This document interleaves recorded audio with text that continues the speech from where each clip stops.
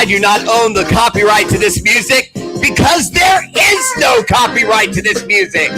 Ha ha! And now it's that time again for the best damn opening in Facebook Live history. And YouTube too, but I just got here.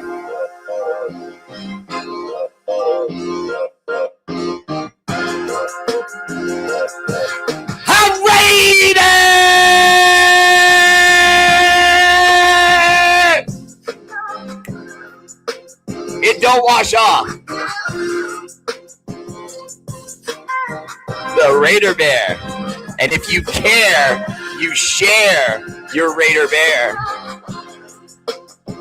Let's go.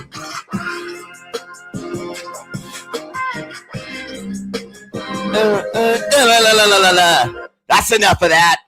What's up, everybody? Welcome to the show, R8RBEAR, R8RBEAR family page. And before I go further, please consider a subscription. And on YouTube, just do it. No, just do it. Do it right now. Deathly serious. Make my mean face. All right. What's up, everybody? Welcome to the show. Appreciate you all tuning in. I see everybody filing in real quick. But first, before we get on with any more shenanigans, and I do use the word shenanigans, spell shenanigans. No, don't ask me to do it. Tradish! R8RBEAR Live. First comment. Woo! MVP tonight goes to... gotta clear my throat for this one. Oof! Oof! What are you doing up here in the gold medal? Essay! Big Dog! Nicarnal, what's up, homie? Winning the gold medal tonight. I don't have dogs in my gold medal. What are you doing? Second place, my silver medal goes to last night's gold medal winner. No, not Casey Stannard. Go sit down, Casey. She's on my list right now, okay? She's been bouncing on my pickle annoyance. Bob Stannard, who made an incredible sign for me for this show, but it's so big I can't put it here, so I have it over here. I'll get that on camera eventually, Bob. I mean, I have shown it to people, but I haven't had it behind me. Third place, my bronze medal goes to John the Lion Leon. Always dropping L's, but never taking losses. My guy, John the Lion Leon. What's up, brother? Welcome to the show. What are you doing lounging around in the bronze? I know. I posted my show at a weird time the other day. I mean, look at Mark Vargas. He's way down here in the basement. My heavyweight champion, no less. That 5-emoji making son of a gun. What are you doing now?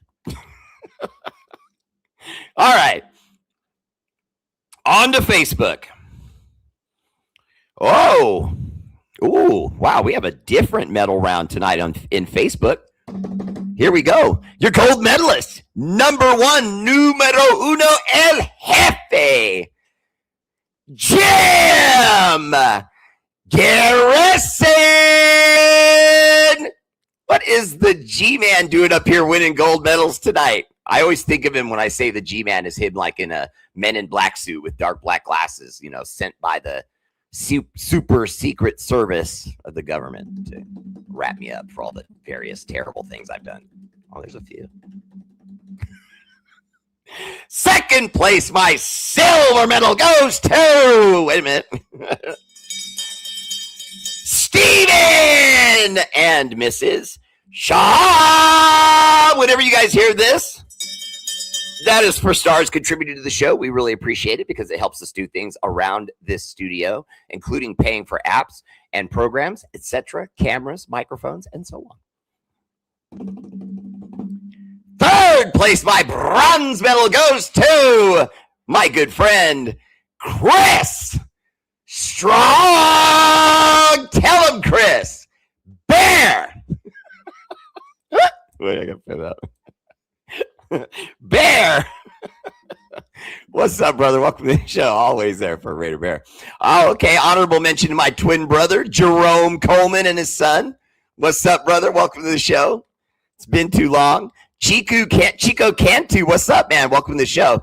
You know, I'm not lying when I tell you I had two good friends when I was in high school named Chico, and they were both dope people. That name, it's got like a mythos to it. You know what I mean? You just end up being kind of cool. You know, chill. Troy Gill, 2619. How you doing, man? Welcome to the show. Kevin Kahu, Hano, and his queen, Honey. Hi, guys. Say hi to the boys.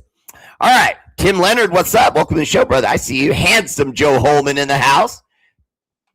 It's my guy right there. Isabel Santiago. Sorry about that. I stuttered. My dog ran right at my foot. I didn't see him. Oh, wow. Bear, I picked up a Jim Auto 2X. Nice. That's dope. Ellis Irving, what's up, man? Welcome to the show. How are you doing, brother? You posted last night after you were done twice on YouTube, Bear. Oh, okay. I had no idea. Oh, my brother's in the house. What's up, Rhino? Good to see you, brother. Kiss the baby for me. Uncle Joe. Steaming at Mrs. Shaw. What's up, brother? Welcome to the show. Appreciate the coins for the show.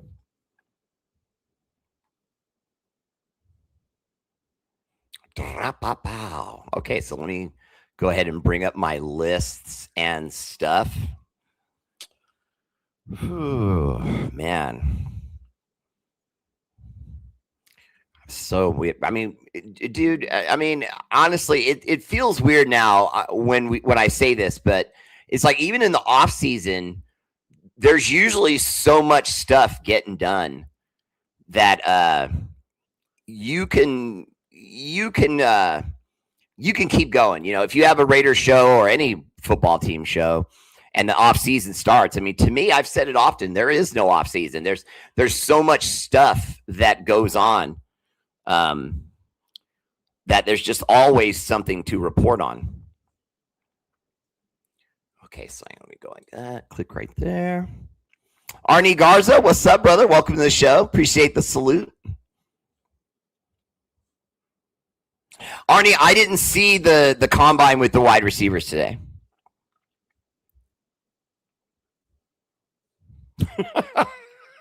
Look how Bob trolls me. Okay, I invite the guy to my house, puts his feet under my table, breaks bread, and what's he do? Kicks me in my bowling balls. Braves beat the Athletics today 5-1. Yeah, well, my Athletics won the other day, okay? And you guys cheat. You have like so many guys that can play. Chiku Cantu, thank you. Shout out. Glad you are back on. Show, did you catch Mendoza? I did not. Was he interviewed today? Tim Leonard, appreciate the love. Hi, Mrs. Leonard. Hi, guys. Today was one of the unusually busier days for me, Chico. I apologize to you and Arnie. I did not see the combine today. But like I made up for my other viewer last night, and I have this news and information I have to go over with that, then tomorrow night's show, come on back.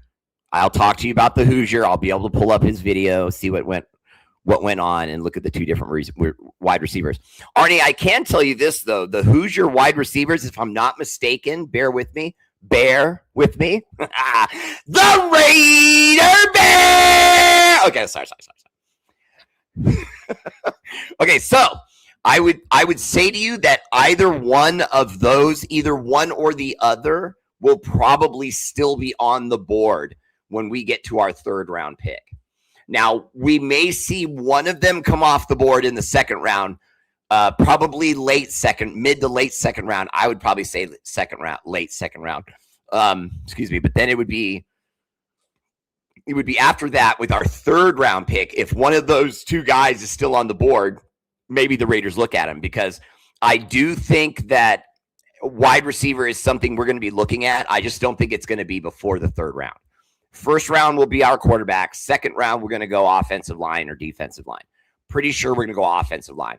Not positive. Pretty sure. Then after the offensive line pick, we go into the third. And remember, it's a high third round pick. We have a high first round pick, obviously at number 1. We have a high number 2 pick where we pick like first or second in the second round. Or was it third or fourth? I know it's in the top 5. So in the second round, we pick in like the top 5. And then in the third round, we do it again. We pick up in the top 5. And then it's not until the fourth round where we finally fall off a little bit. And some of the other teams get to pick before we do.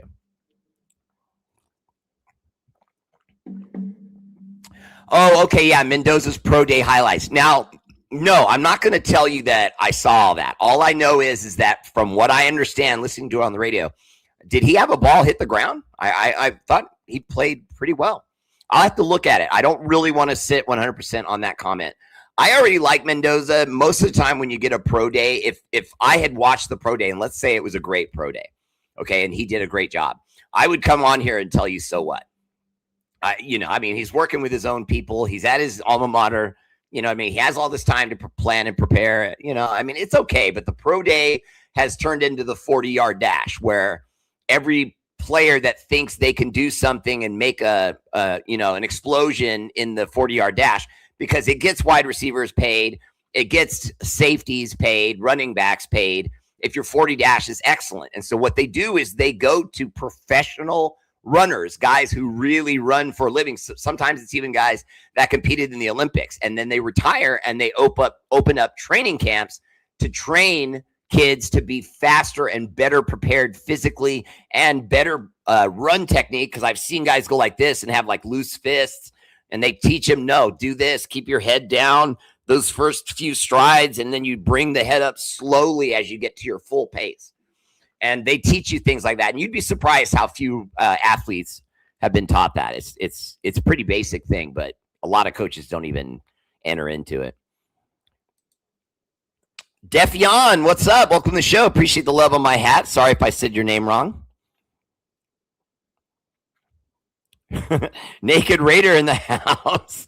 What's up, Michael? Good to see you, brother. Right on. Appreciate that. Hi, honey. And your 16-year-old. What's up, brother? Always love when the Kahu Hano family can check in. Notice how I took like a blank moment to make sure I'm saying it right and still said it wrong. I literally don't think I've ever said your last name correctly. I can take it if it's true. It's okay. We're close. I love you, brother.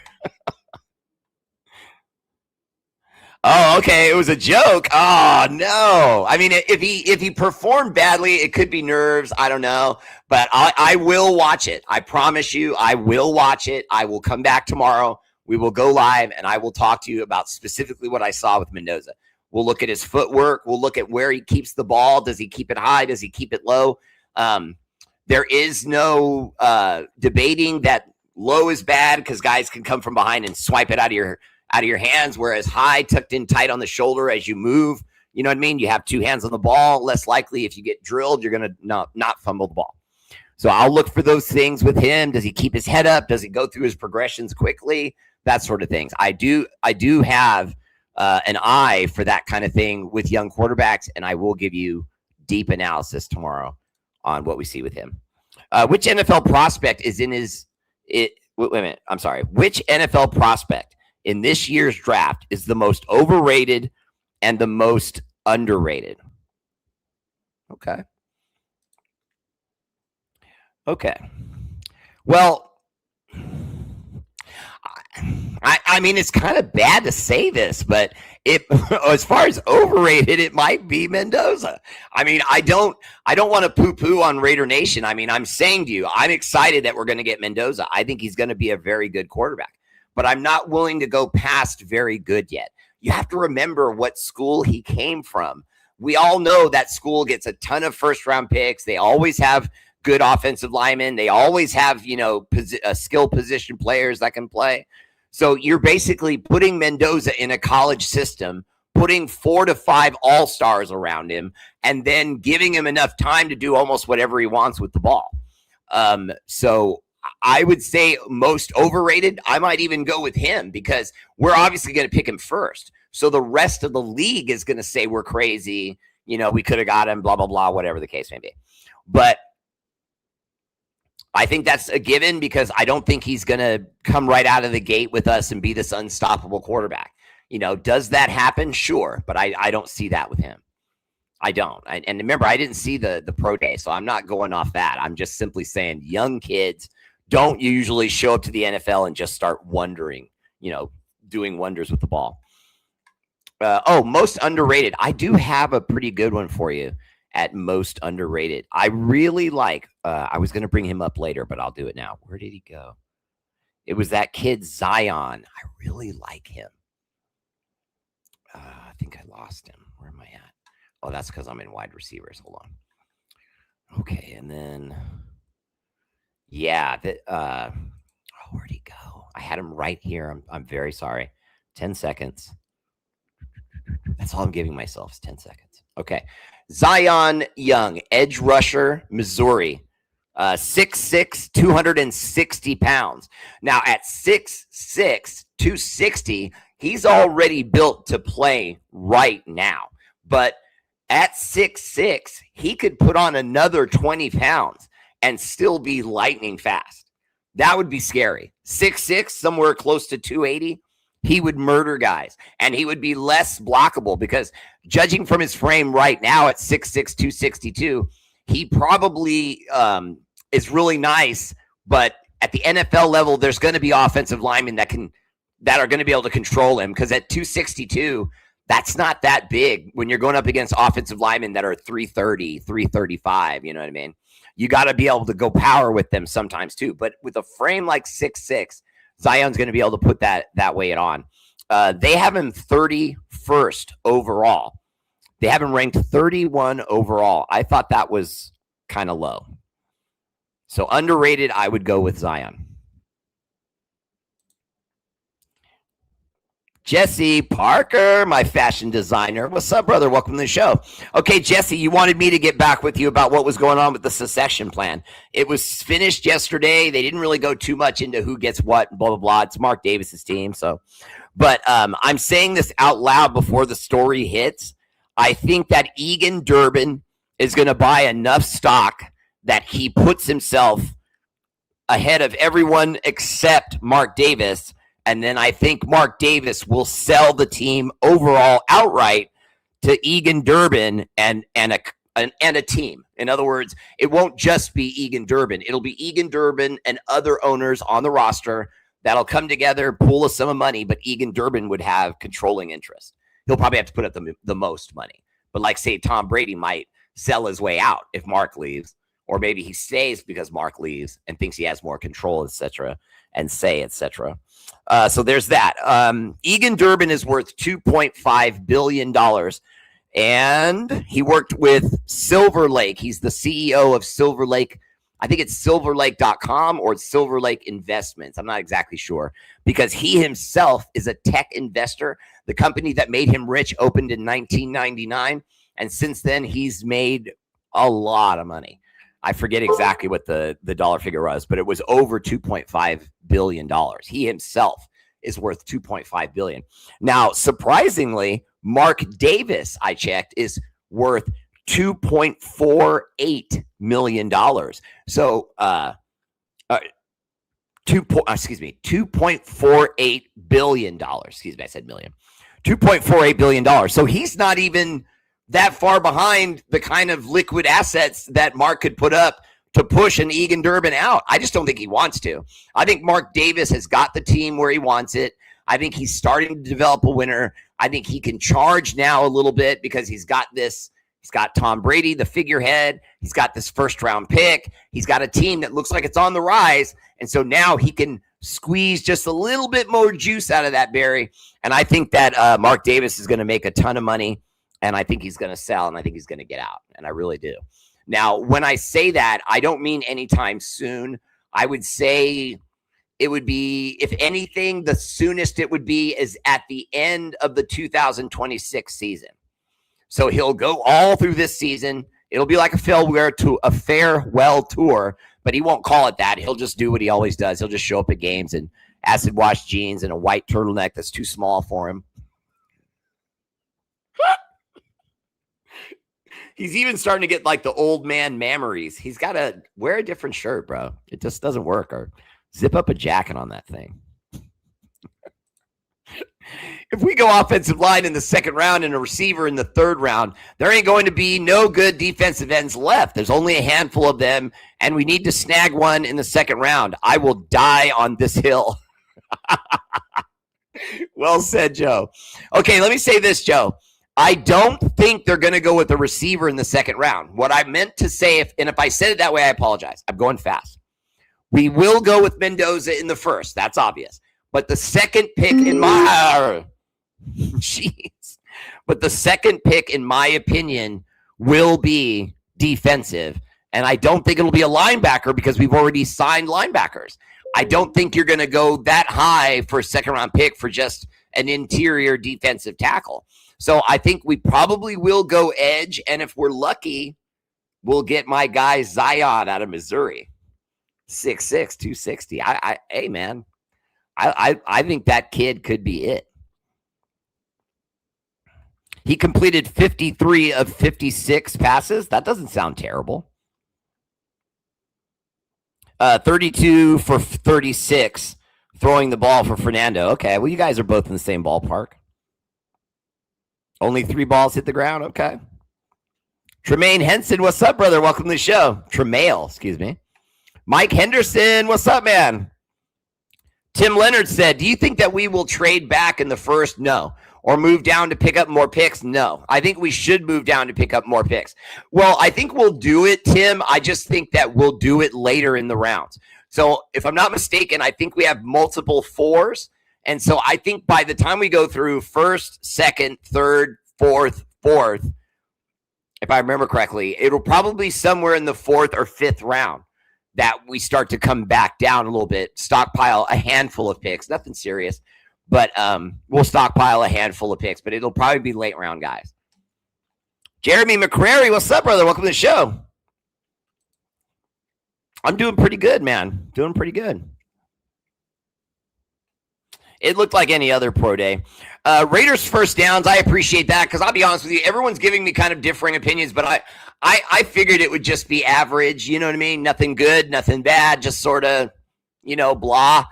You want to keep it kind of vanilla because you don't want to give the analysts on draft day any new ammunition. You don't want to give guys in their war room any new ammunition to downrate him. I mean, what if, for example, instead of throwing 50 or 40 balls, like my friend Jesse's saying he went 53 of 56, let's say he would have went 65 out of 74. Okay, I'm just throwing a number out of there. But obviously that would be much more throws. What if he had started sweating and looked tired? They'd start talking about his cardio. What if he started missing guys long? They'd start talking about his ability to place the ball. And so, see, to me, I would rather hear what you just said, that he went out there, he had his pro day, and it was just sort of, on a scale of 1 to 10, a 5.5, 6. Because even if it was less than that, so what? We already know what he is. Do not get caught up as fans in this part of the year where we start to see them run around in underwear and spandex at a combine, and we think that all of that now changes something about that person that we didn't see on all the film during college games. It doesn't change. The same guy in those games is the same guy that's coming to the combine.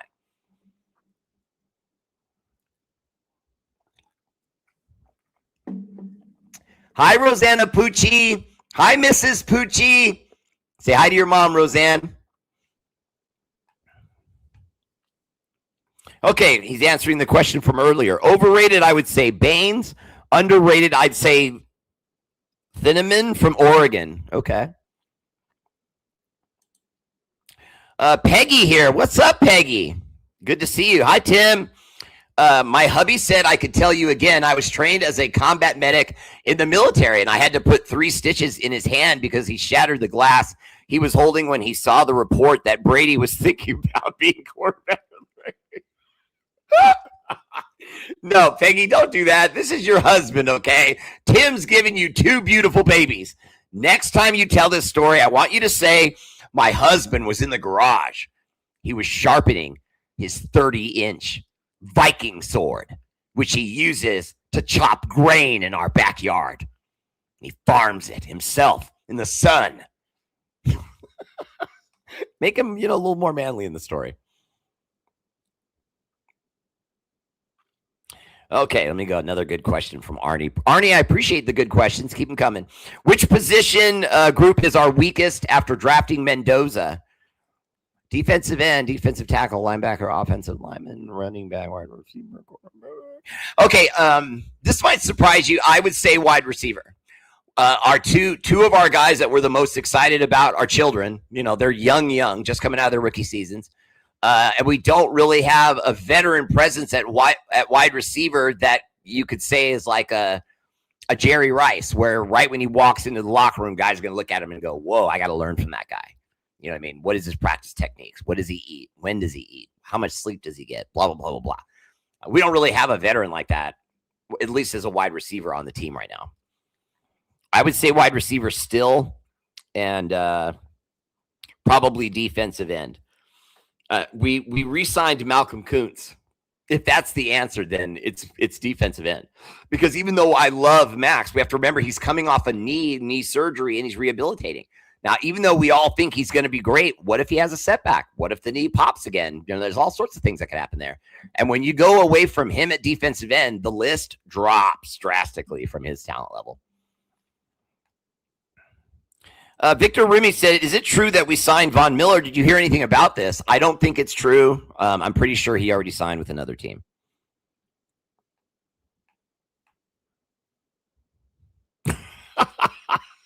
Bob Standard, did your wife get a hold of your phone? Oh, man. Yes, I see. Pickle Bear. Yes, of course, it is her.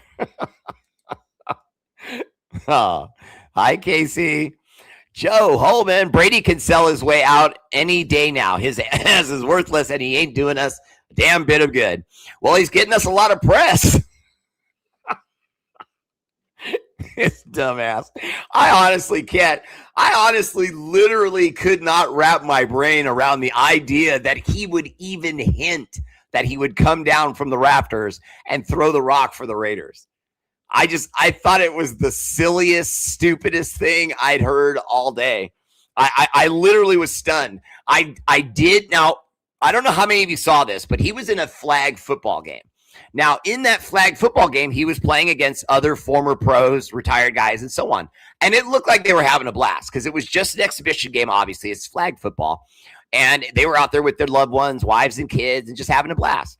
Now, Tom was quarterbacking, and I will say it out loud. He looked good. He does, he does use that Balco, I think, that LeBron James uses. Allegedly. Double allegedly. I don't want to get sued. But I think he looked good. He looked capable. But the problem with all of that is he's one of the best quarterbacks that's played in a long time. And so it's easy for him to look good when he's healthy. And the only reason he's healthy is because he retired. So now when you get a year or two in your retirement, these guys, they get antsy because they feel the same way. You can be 50 and feel like you're 30, and that's who he is. But the problem with that logic is you're still not 30. You may feel like that, but you are not that. And you will break.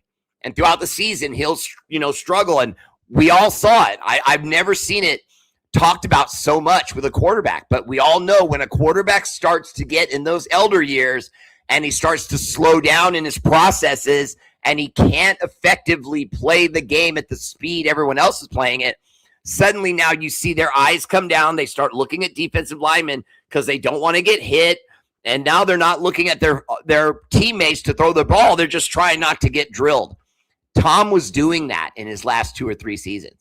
He was starting to look to throw at a guy and then would see the rush and would go, whoop, and he would just swallow it. Now, don't get me wrong. It wasn't like he did it so much that it was an epidemic. I mean, he was still very good, but he's been removed now for a while. He's going to be slower. He's not going to be as athletic. He's going to get hit. And then what do we have behind him? Mendoza thrown in an emergency. And how does that make Mendoza feel? You're telling him for months now he's going to be the guy, only to have the Ken doll upstairs come down and say, hold my beer. Come on, man. Mark is going to stick around until 2029 Super Bowl. More money coming. Raider first downs. I'm going to disagree with you only because I just don't think Mark has it in him. I just don't. I don't think he wants this like his dad did. I don't think that this matters to him as much as his dad did. I don't think he wants this. I really don't. I don't think he wants this. I think if someone blows his socks off with a deal, he's going to take it. And it's going to be a lot of money. And what you're saying is right. Maybe down the road in 3-5 years, it'll be worth a lot more. But I mean, you could say that about any franchise. You know, if you're already going to make, you know, X amount of billions of dollars, what does it matter if you get a few $100 million more on top of that? You're not going to spend any of that before you die. You're going to buy a few boats and cars and homes and stuff like that. And he's going to get old and he's going to pass on. I mean, Mark Davis is not exactly young. You know what I mean? You're talking about maybe 20 more years where he can really legitimately be physically active and travel around the world and stuff like that. And, you know, I would sell now. If I was him, I would sell now.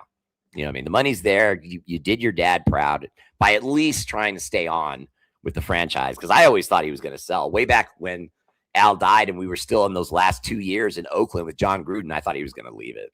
I thought he was going to get us into Vegas and then walk away. And see, so I was wrong there. I was wrong there. I thought that the NFL was going to give him, Mark Davis, enough rope to hang himself. You know what I mean? And in effect, that's what's been happening. The NFL's plan was working. The NFL wanted to push him out when he started to struggle and owed Bank of America a ton of money from all those loans Bank of America did for him. Because remember, Sheldon Adelson, the super rich guy in Vegas, was going to be a part owner with Mark Davis, an investor. And then Mark Davis told him he couldn't be an owner. And he went, what? And the rich guy went crazy. And then the NFL publicly came out and said, we told Mark Davis, we don't want you that beholden to a Vegas, for lack of a better term, gangster, you know? And you know, and don't get me wrong, when I say gangster, I'm not talking about like he pulls guns and kills people. I just mean like a money mogul, you know? And the NFL doesn't want a guy that's around gambling and betting and that kind of billions to be that into the NFL, because then the NFL's ability to project their image as a sport that, you know, doesn't allow itself to get fixed would be called into question. Yeah, this is a deep draft, Kevin, for wide receivers. I'm actually excited. I think we can do some things.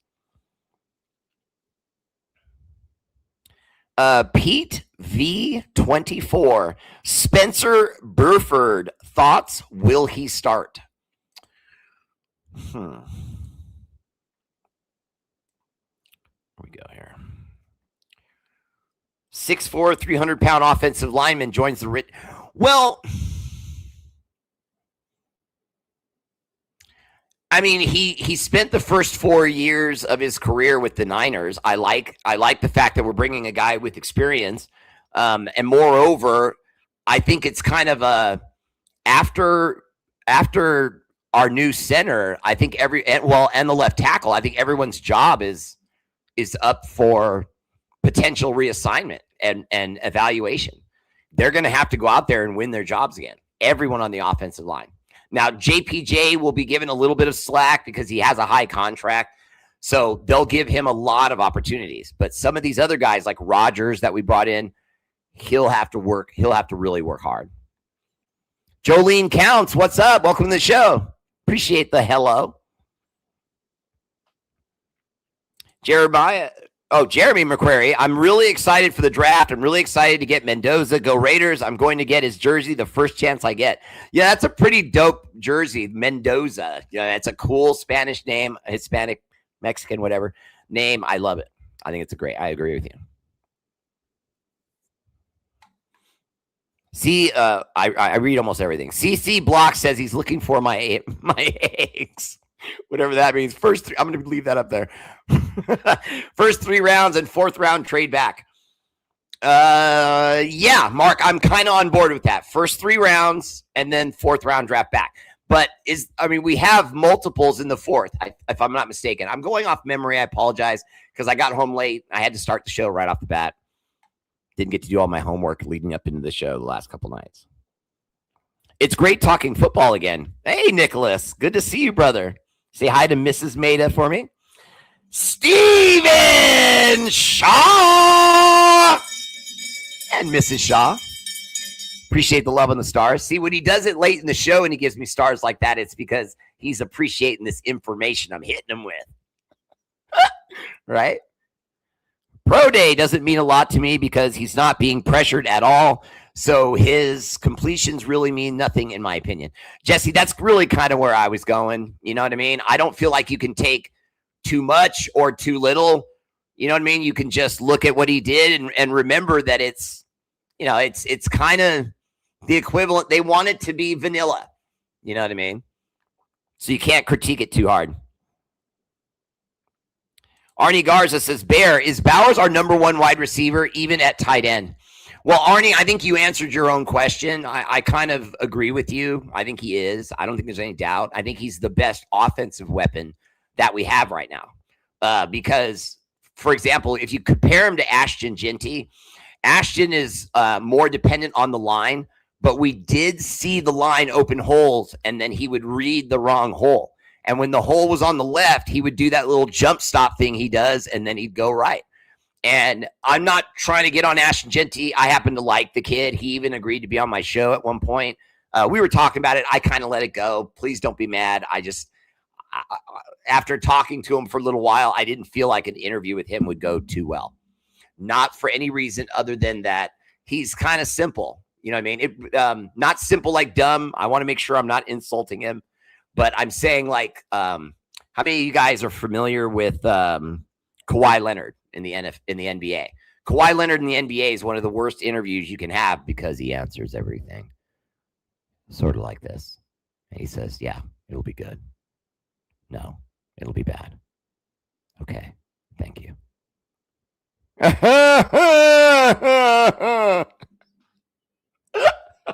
I worked on his laugh for an hour. I really did.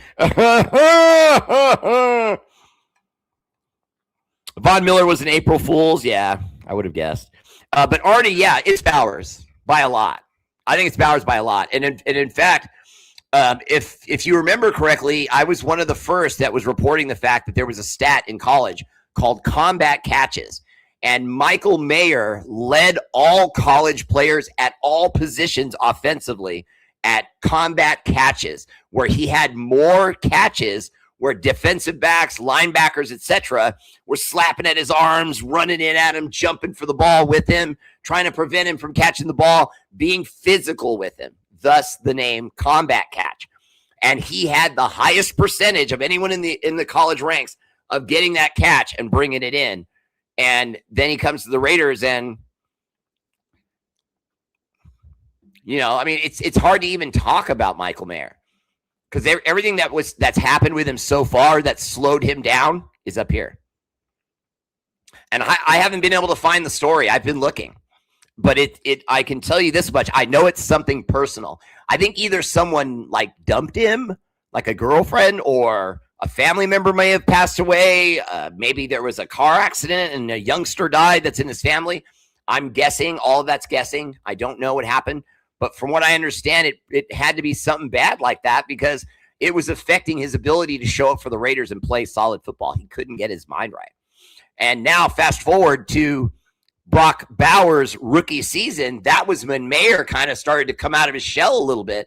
And I think that had a lot to do with Brock Bowers. And so now I'm kind of going out on a limb here, but I think this season will finally be the season where Mayer will really start to make his mark. Now, he won't be Brock Bowers, but he will be a hell of a Robin to Bowers' Batman. That was good, wasn't it? Come on, that was good.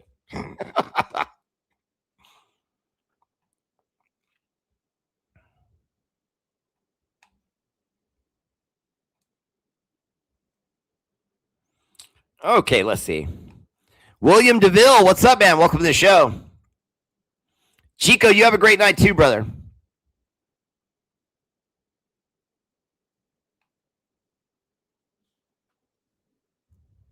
Season schedule coming out next month. Yeah, Bob, that'll be interesting to see where they put us in those miscellaneous games where you play one team one time. I'm curious to see who that's going to be. We do need a nose tackle, Bob. I would agree with that, but that's something that, you can trade for, you can find late in rounds. I don't think that's going to be a big issue. I even like the guy that we brought in from the Eagles that was helping us there. Was it Booker? Daniel Heavenstrike said, Raiders!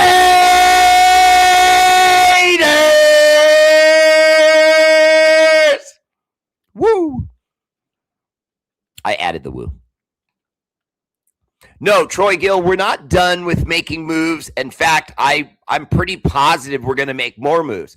But the reason why you've seen this pause in us making moves is because the Max Crosby thing punched us in the gut. You have to remember, it's like planning to go on a vacation with your family members to France, okay? And you plan on taking $5,000. And then suddenly, because a bill auto-paid, you have only $2,000 left. Well, now you got to, rethink that trip or go somewhere else or find a way to do it cheaper. You know what I mean? And so because of cap space effect and things like that with Max coming back to us. And remember, when we let Max go to the Ravens, he hadn't come back yet. We made that shopping spree of players that we brought in, including our 2 young linebackers. And then we found out Max was going to be on our roster again. And by the way, for the rest of you, before you ask this question, Max Crosby will not be traded now. He won't be traded now. He won't be traded now. He was mad. He wanted to do it. But can we all be honest for a second? How many times have we heard Max Crosby say things that were a little bit crazy? I mean, remember Rich Bisaccia? He said he wanted Rich Bisaccia to be the head coach. He went out on a limb. You don't make comments like that. You can make comments like that, but not with the press, not on television, not with the news media. You can't do that because the moment you do that, it's like a declaration. You're one of the star players, Max Crosby. So if you say, hey, I want this offensive line coach to come back, well, then the team's going to consider it because you said that. But meanwhile, he said some things to me that made no sense. Rich Bisaccia. I mean, come on. I know there's at least 1 or 2 Raiders fans who are watching me right now who thought we should have went with Rich Bisaccia, and I'm telling you right now, we should not have went with Rich Bisaccia. Even Rich Bisaccia said they shouldn't have gone with Rich Bisaccia. Okay, he had no experience as an NFL head coach. He had no experience as an NCAA head coach. No. He's a rah-rah guy that everybody loves, including me. I thought Rich Bisaccia was a genius with special teams. And there's nothing wrong with that. He's a fantastic special teams coach. And you notice because every team he goes to, both before us and after, they're good. Their special teams are good. They're not always the best in the league or anything, but they're always good. Rich Bisaccia does not field a bad special teams.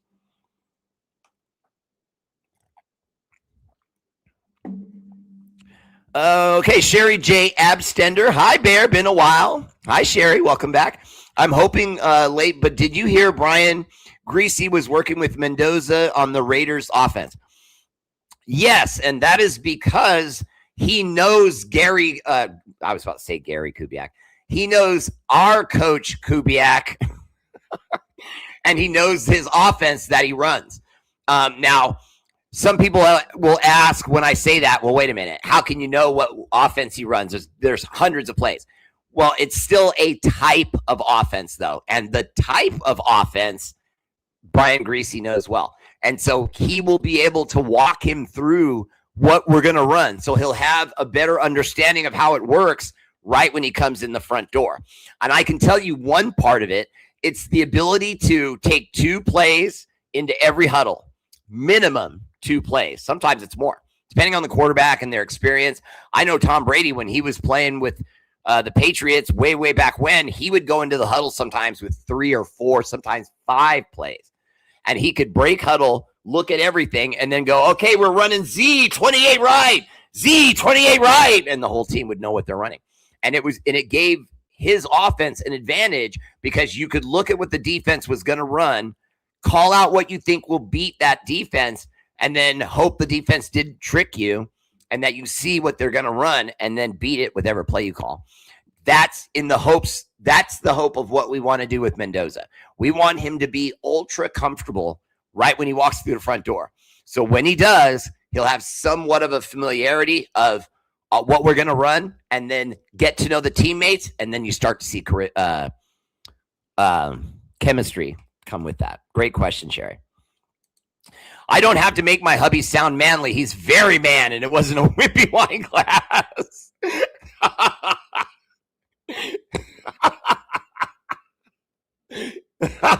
It was even a thick piece of glass. No normal man would have been able to face that piece of glass, but Tim did. That's right. That's his queen right there. Way to go, Peggy. You guys are awesome. Mark McGraw, what's up, brother? Welcome to the show. Lake Havasu City in the house. Oh, wow, you're out here in Arizona. So am I, brother. Oh, I got a new neighbor. What's up, Mark? Although I wanted to trade Mayer, I think our new coaches will bring the best out of him. John, that's a great comment. I actually agree with that. I was kind of getting frustrated with Mayer too. And when you have a guy that you're not sure about, to me, you've got to pull the trigger fast. Otherwise, other teams in the league find out how you actually feel about him, and they get more and more tape and see, oh, look, the Raiders are letting him be available because he's not playing very well, or he's a head case, or whatever the case may be. I thought that after the end of his second season, I was kind of like, if they move him, I don't mind. I'm just saying, if they move him, I don't mind. Now that we got him and he stayed, and we're going to have the kind of offense that really utilizes tight ends, I think he could have a hell of a year under our new coach. Glenn Medina, what's up, brother? Welcome to the show. Glenn Medina agrees. Glenn, though, I want to see more. I want to see more because I kind of agree with John that I think that Mayer's getting lucky in that he's falling into an offense that uses tight ends both as a first option and as a safety valve. Brock Bowers has the ability to run out like he's going to run a route and then break down, turn, and give his chest to a quarterback.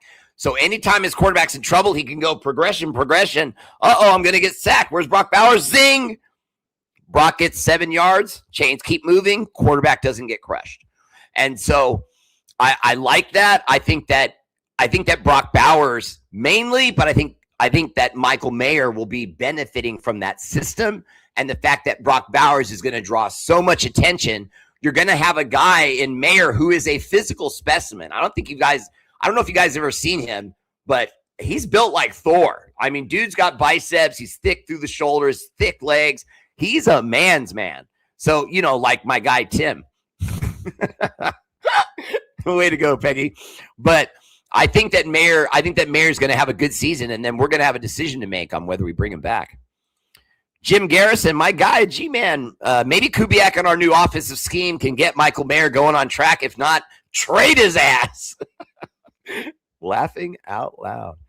Steven and Mrs. Shaw. Appreciate the love on the stars, brother. Nicholas, I think we're good at safety, but I still think we're going to go and get a safety. And at corner, we definitely need to look at corner. I think we need to draft another quarterback in the later rounds, especially if we pick up more picks with trade backs. John, that's possible, but I don't think they want anyone beating down the door of Mendoza. Does that make sense? In other words, remember when Mark Davis had Derek Carr here, he never, ever really had anyone knocking on his back door saying, hey, if you miss this pass, they're going to call me in. You throw another interception, I'm going to take your job. He never really had that. I mean, like never. And so I don't know if the Raiders are going to suddenly change their attitude in that way and put some guy on the back of Mendoza. I don't see that. Yes, I'm ready for the ride too, Glenn. I think this ride's going to be pretty cool. I really do. I would have traded Max for a first and a second to Dallas in a heartbeat. He is on his last leg, literally. John, I don't know if I agree with that, only because the work is coming out on what had to be done on Max Crosby's knee. And I'm quoting the doctor when he says it was light work. In other words, it was tantamount to a scope. And I don't know for everyone, I don't know that everyone knows what that means, but a scope surgery is where you just do the whole surgery through a scope and you use two like scissors and then there's a camera and you just go in there and you snip something. You use a little laser to, get rid of any little bone chips or shards that are in there. And then they pull everything out, clean them up, sew them up, and it's over. And that kind of surgery in the NFL is nothing now. It's nothing. And to be quite honest with you, in 2001, I had the exact same surgery on my knee because I had what was referred to as a bucket tear. Joint, how your knee moves. A bucket tear is when the tendon over the top of your thigh bone going into your knee tears, and then that ligament goes in between the bone and gets stuck there. And now the ligament that normally would be pulling your leg when you bend and move your muscles snaps. It folds under, and then the leg catches onto it, and it gets in there. And so they have to go in, open my leg up, pull that out, set it back down, laser it, stitch it, do all that good stuff, staples probably, and then I was done. My surgery took 15 minutes. God's honest. I slept on the bed longer. I didn't wake up until like 45 minutes after they had put me out, but my surgery took 15 minutes. And I've never had a problem with it since. That was in 2001. And now it's 2026, and I've never had a problem with my knee since. I play basketball, I swim, I run, and I've never had a problem with it. Now, obviously, it's silly for me to compare myself to Max Crosby. I'm simply saying, because I don't play any kind of level of contact like that. But I still think that if he's coming back on a healthy knee, he's going to be the guy we saw on a healthy knee before. And he's young still. We play the NFC West, the AFC East, and Authority Vision, that's 14 games. The other 3 are the Browns, the Titans, and the Saints. Okay. Now, I'm curious because we could probably run the gauntlet on that. The Browns, not very good. The Titans, really not any good. And the Saints, really not any good. So if we can, that would be nice to get those 3 games and just sweep those games. That way, if we split with the Broncos or split with the Chiefs, we have that cushion of those 3 wins. I'd like to see that. Glenn Medina adds, Mayer has had plenty of time to develop sooner and besides injury. Glenn, honestly, I agree with you. I'm going to kind of make my point off what you said. Mayer has had plenty of time to develop sooner besides the injuries. And the stuff that took him off the field, that was personal business, which they never really said what it was. But he had some kind of very, very important personal stuff he had to deal with. The team gave him the leave. So that's what made me think it was a death, because NFL teams don't usually acknowledge, yep, we're letting him do it, no big deal, and that they're completely okay with it. When NFL teams are completely okay with it, it's usually because it was a death in the family. It's not something that they can go to him and say, come on, buck up. Don't you want to be a Raider? You know what I mean? Which they'll do if it's just a normal thing. Oh, my brother is having a quinceañera for his 16-year-old daughter. Yeah, well, you're going to miss that because you need to play NFL football. You're a contracted millionaire. Get your butt on the field.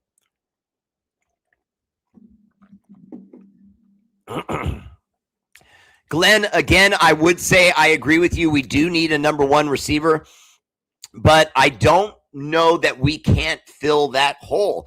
I personally like Dante Thornton and Jack Besh a lot. I don't think either one of them is going to be the one that pulls us out of this, but excuse me.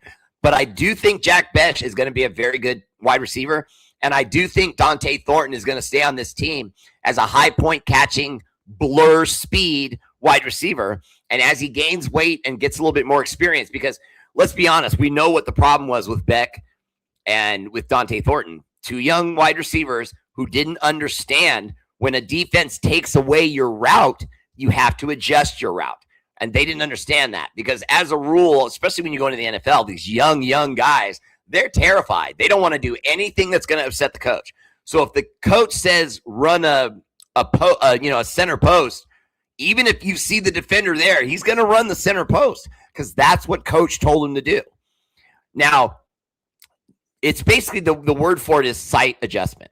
Brock Bowers is amazing because his ability to sight adjust is like instructor level. He could go in the classroom with the rest of the offensive players, skill position, wide receivers, tight ends, running backs, and say, when they say, come up here, run this deep right, no, if you see everyone to the outside shading it, then bring it back inside if there's a hole in the middle. Give your quarterback a target. You know what I mean? And Brock Bowers gets that. He gets that. Just go back and watch his highlights. You'll see so many times where he runs a hook and the hook wasn't called.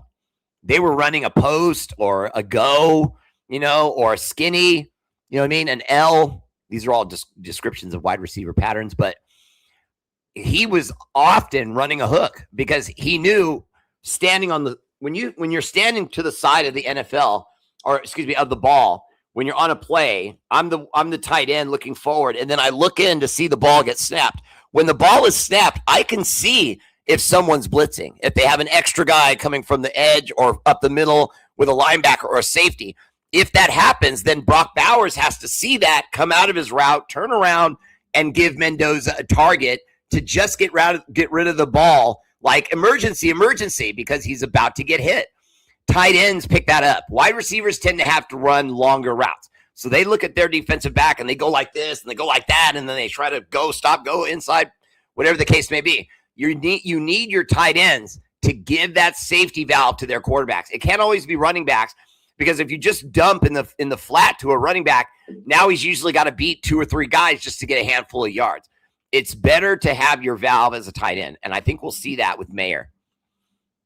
I think Mayer coming into his own will allow Brock Bowers to be more aggressive, and then when they need to dial it back, they can hit Mayer. Steven Shaw said, great show. Appreciate the love, brother. Troy Gill, I don't even like Trey Tucker still on this team. I'll be honest with you. And it's nothing personal. I like him. I like his attitude. I love his speed. I love his commitment. I don't know how many of you have heard this, but every off season for the last 3 years, Trey Tucker did not go on vacation. He went immediately to a guru wide receiver to learn more about how to be a better wide receiver. And after his first year doing that, he came back to our roster and had some of the best footwork I've seen from him in his entire career. Then he left, came back again, and then his ability to catch balls and run more routes in his route tree to give him more plays that they could actually run to him. And so I like everything Trey Tucker was doing, but I find myself trying to find a reason to keep him.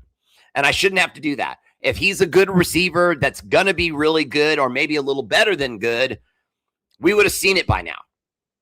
It's not like they weren't trying to get the ball to him. It's not like he wasn't getting plays. He gets D'd up sometimes by the number 2, number 3, sometimes even a nickel defensive back can shadow him, and he can't shake him. And I don't want to go into why, because then it just sounds like I'm bashing him, but I'll just say his cone drills, not great.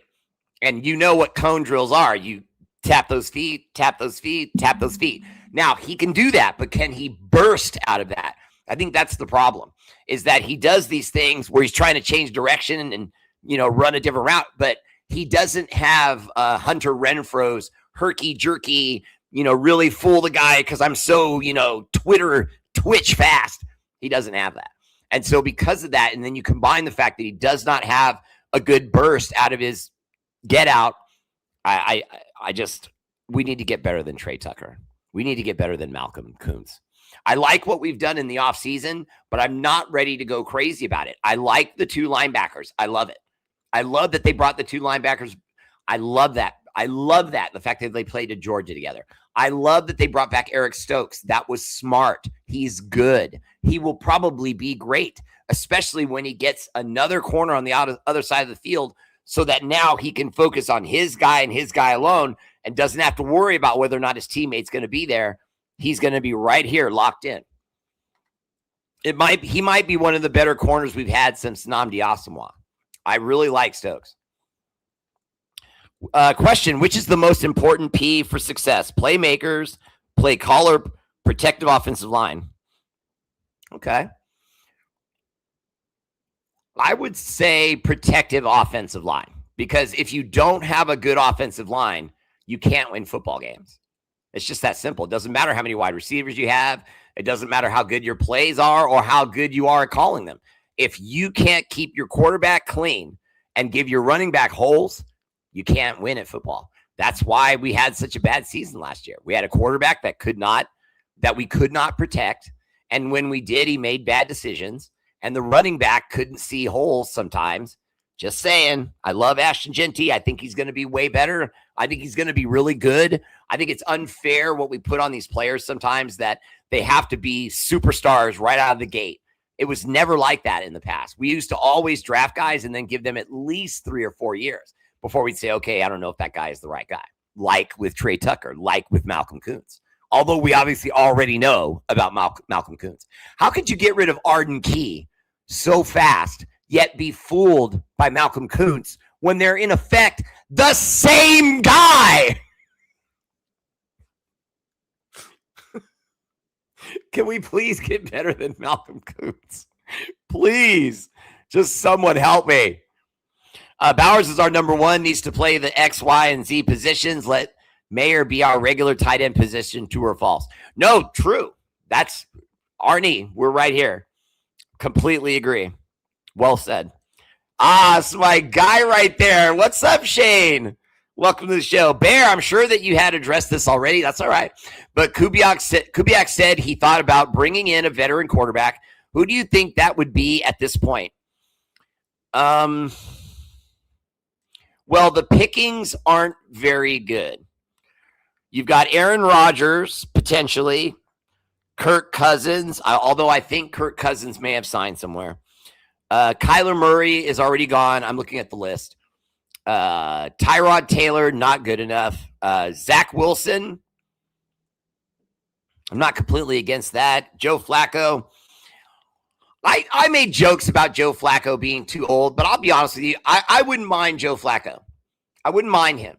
I know that people say, oh, he's so slow, he can't move in the pocket anymore. Yeah. That's true. But he's got a great arm. He's got great vision. He throws one of the best deep balls of any quarterback to this day. His deep ball accuracy is spot on, like Italian cream sauce, and just as tasty. But if he, doesn't have the play and there's nothing to do, he just tucks the ball in, tries to get a yard or two and slide, or they get to him and he just goes down. You know what I mean? But he doesn't get hurt because he knows how to go down. He knows how to not take their maximum damage, and he's accurate. And most of all, he has veteran smarts and knowledge at the quarterback position. He's not going to make crazy, stupid decisions. And the only reason why I like Zach Wilson, to be quite honest with you, is because he's young. I think that he has something to prove because of what happened with him in the Jets. And I think if you brought him in, if there's anything left in that guy, I think Kubiak's the kind of coach that could find it. Because I don't think it's his arm talent. I think it's all up here and understanding what he's supposed to be running.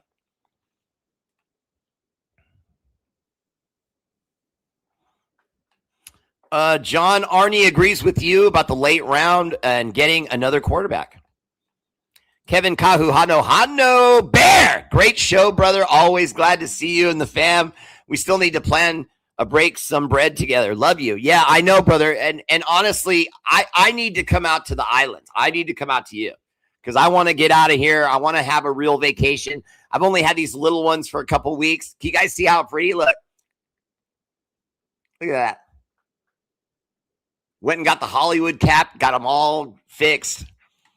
I had an accident when I was much younger where in a car accident, a lot of my bottom teeth had gotten knocked out and they were fake. And I had to go and get all those fixed, top and bottom. And the only reason I bring it up is because I look so pretty. and today, I'm kidding. And today was my last day. Today was my last day of doing checkups and, them checking them out and cleaning them and telling me, yeah, everything's there. That'll be $15,000. It wasn't that much, and I have insurance. Oh, no, Mark Vargas, Malcolm won't be the starter. I don't even want him on the roster. He's useless.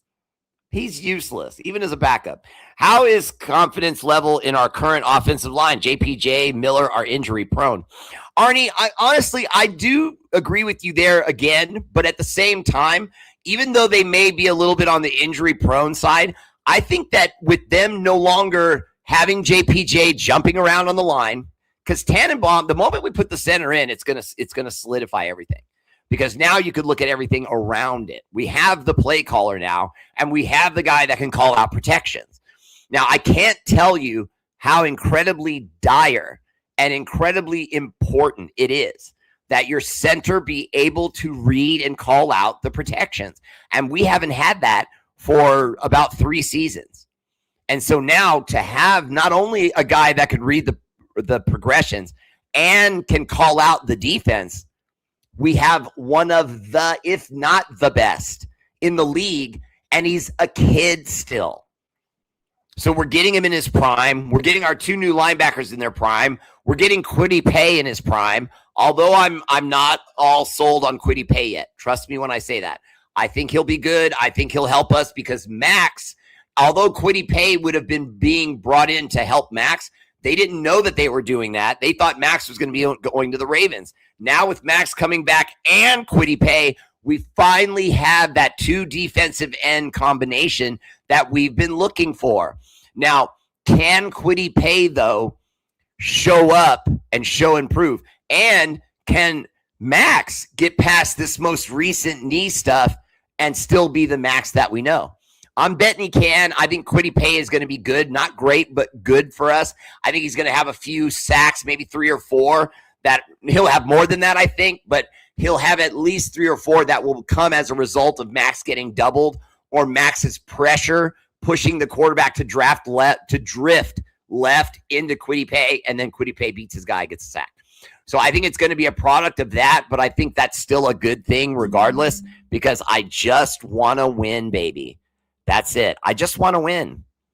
Anything other than that's irrelevant. I don't care how we win. I just want to win. I just want to win. I don't know how else to say it. I just want to win. Please, can we just win? I want to win. I want wins. Wins. All right, that's my show. Much love. Shout out to our armed forces. Army, Navy, Air Force, Marines, National Guard, Space Force. Woo! For all you do, the energy and love of this show is dedicated to your sacrifice, active and veteran. Much love. Everyone have a great night. I'll see you again. Raider Bear family page. Like and subscribe. Share if you care about your Raider Bear.